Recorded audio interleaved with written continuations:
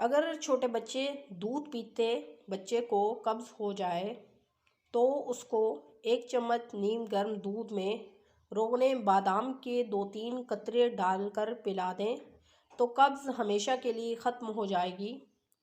अगर आपके बाल झड़ना शुरू हो जाएं या कमज़ोर हो जाएं और जगह जगह से बाल गिर जाएं तो बालों को खूबसूरत, नर्म व मुलायम और चमकदार बनाने के लिए इस नुस्खे का इस्तेमाल करें।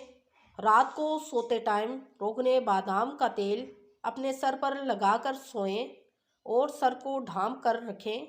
सुबह उठकर सर को किसी अच्छे शैम्पू से धो लें तो आपके बाल गिरना, टूटना और कमज़ोर होना बंद हो जाएंगे। खाना खाने से पहले या दरमियान में पानी पिएं। खाना खाने के बाद पानी ना पिएं वरना आपका पेट बढ़ जाएगा।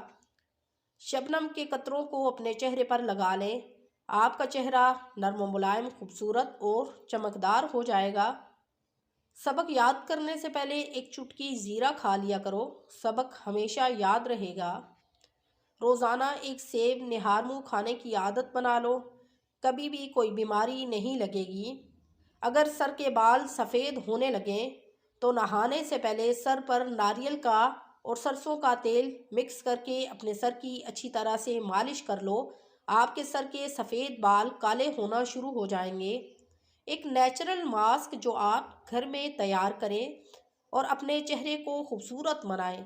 लोशन के साथ आपने अपने चेहरे की क्लींजिंग करने के बाद शहद के अंदर दालचीनी मिक्स करके इसका मास्क बना के अपने फेस पर लगा लें और इसके बाद अपने फेस को धो लें। आपका फेस खूबसूरत, नर्म, मुलायम और साफ नज़र आने लगेगा।